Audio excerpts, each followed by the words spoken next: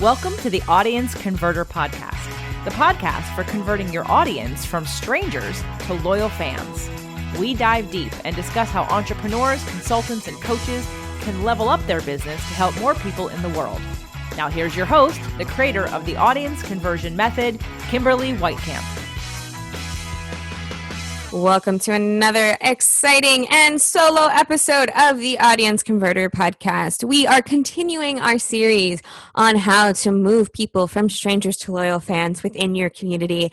I'm your host, Kimberly Weitkamp, conversion copywriter and marketing strategist and creator of the Audience Conversion Method, which the Audience Conversion Method is designed to help you move your community from strangers to loyal fans, to convert your audience. And, the last episode in this series, we talked about lead magnets. We talked about how to create them, what they should be, how to get those topics, and all of that wonderful, great stuff. So today, we're going to continue the conversation on exactly how to bring people from that strangers to loyal fans place. So now that you've decided your lead magnet, that's what you go out into the world with, saying, hey, I have this thing, who wants it? You can, of course, create a standalone place on your website, and that's kind of what we're talking about today, but you should actively be promoting your lead magnet whenever possible, as it's a great resource for people, right? You created it because they were looking for a tool or resource around that topic, but also so you can convert more people, get in front of more people, entice them with that lead magnet, and that is going to lead them to a landing page. So if you are new to the world of marketing, a landing page is simply a website page that has one function and one function only, and it's where you drive traffic to. So everyone who goes to this landing page is expecting to see something very, very specific. For example, some people would consider a services page a landing page because people are looking for services, and when they go to a services page, there's a list of services. However, in the world of online marketing and digital marketing, a landing page is more structured to get people to take a specific action. So with a landing page, the landing page that we're talking about today, the specific action you want someone to take is to give you their email address. Right? We talked about the reason why you're going to use a lead magnet is to get people onto your list. So now, of course, we're talking about how do you create that landing page to get people onto your list. So we're going to dive in today on how to create a high converting landing page. Now, a landing page has a couple of different parts to it, so I'm just going to outline those for you really fast. The most basic structure that works really well, especially when giving away free gifts, is as follows, right? You have a headline, so that headline needs to imply the benefit of downloading the lead magnet. You're going to have a really short description of what the lead magnet is. You're going to have an image of the lead magnet. So, make a 3D image of a book or PDF, or, have a still image from the video that you're directing them to, whatever it is, but make it so they realize that, oh, that's what they're going to get when they give you their information. Then you're probably going to want about 3 bullet points of benefits of the lead magnet, just a quick bullet points of what is going to be inside the lead magnet. And then this is really, really important and something I find is missing in quite a lot of landing pages. You need a call to action. And the call to action is not just a form for people to fill out. You need to tell people to fill out the form. I know this may seem really basic, but it needs to be incredibly obvious, such as fill out the form below to grab your copy, or click the button to get your copy, which the button then opens the form. And on that form, people would see a message if it's a pop-up like, yes, I want my copy. Fill in the information below. I know it may seem redundant, it may seem a little crazy, it may seem like really super obvious, but there's something in our brains that if we're not given a direct order, if we're not given a direct course or step of action to take, then what happens is it's easy for us to ignore it. It's easy for us to be, oh, that could be interesting, but I wonder where it is, even though the form is right there. So that is the basic outline of a high converting landing page. And now we're going to talk a little bit about, what to say in that copy. It's not going to be incredibly detailed, but we'll talk a little bit about how to structure this so that people definitely want to give you their email address, right? These are people who need this, who want this. This is something they absolutely are looking for. And, this is the formula, this is the ideas and framework behind when I create landing pages, one of which, I had a client who was incredibly happy. He was getting cold traffic and he had like tripled his conversion rate on the landing page, which was super exciting for him. So first and foremost, the landing page, you want it to be, again, just like the lead magnet, short and sweet. This is not a sales page. You are not asking somebody to spend a lot of money. All you're asking for is their email address.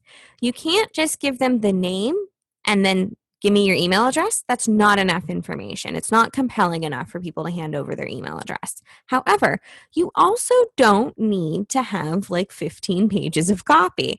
I've seen some landing pages and it's for a free gift and you're like, my goodness, where's the button? Can I put my name in? And if you make it difficult for people, then they won't do it. So just like the lead magnet that we talked about, short and sweet is best.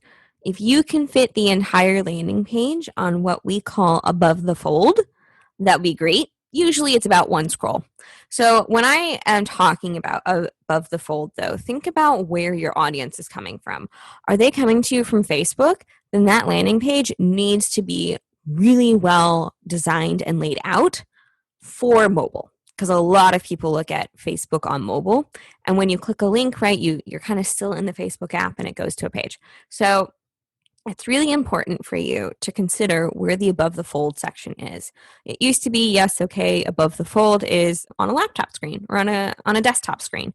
But now, more and more people are on their tablets, they're on an iPad, they're on their phone.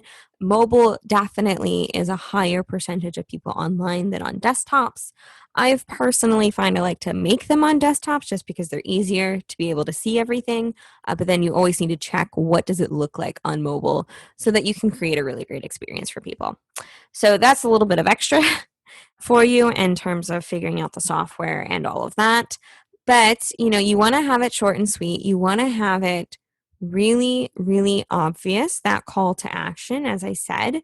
And, what are you going to put in the copy, though? What do you put in the headline and in the description? So the headline needs to match whatever you actually said to drive people to the page. So, for example, if you posted on Facebook and said, hey, I have this gift, it's going to help you do XYZ, then a really good plan is to have the headline read, how to do XYZ. Grab this guide.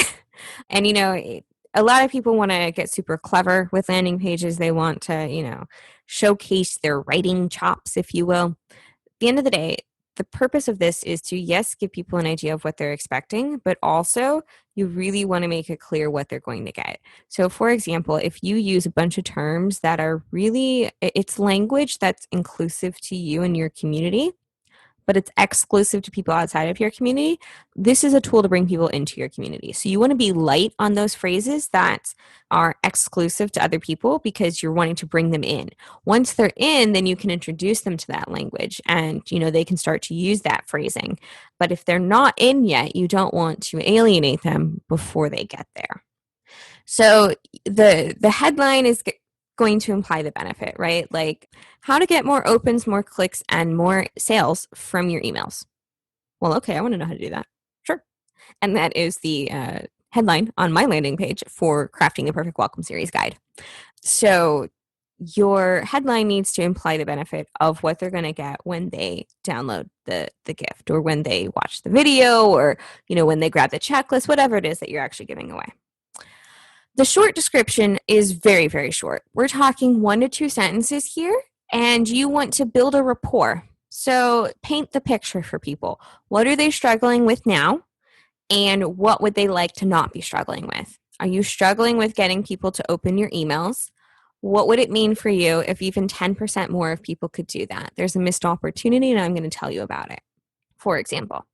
And then your bullet points are, it's 3 things minimum that are inside the guide or inside whatever it is that you're leading them to. It's a benefit, right? You can discover the most underused email in a sequence. You can discover a method to make sure people open every email in the sequence. You can, what an open loop is and how to use it to build rapport and relationships with your email readers, for example. Each of those would be a really great bullet point.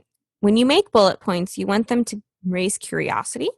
So you don't want to give away too much, but you still want to imply a benefit. For example, I didn't say which email or why this email is the most underused in an email sequence. I just implied there is an email that's underused in an email sequence. And that's enough for somebody to say, well, I want to learn about that. I would like to know more about that. So, okay, I'll go ahead and give you my email. And then, of course, I've said it before and I'm going to say it again.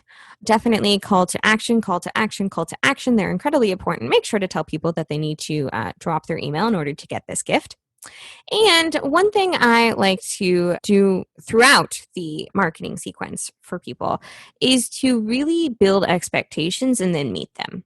So, especially now with a lot of places having really strict email laws, I am not a lawyer, nor do I play one on this podcast, FYI, but you want to tell people that when they sign up for this, they're not just going to get the gift, they're going to be on your list. Okay, so that can be in the form, that can be in the confirmation email, that can be on the landing page. I recommend having it everywhere.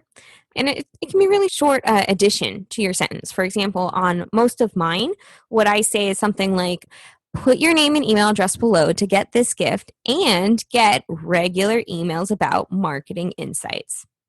That's all you need to do. You've told them you're going to email them more than once. You've told them that by signing up, they're going to get this and more emails, but that's okay because you've at least let them know that it's not just getting the gift, right? Because if it's just getting the gift, that's a different situation and you do need to be complying with local rules and laws in your own country. So do your research and look those up.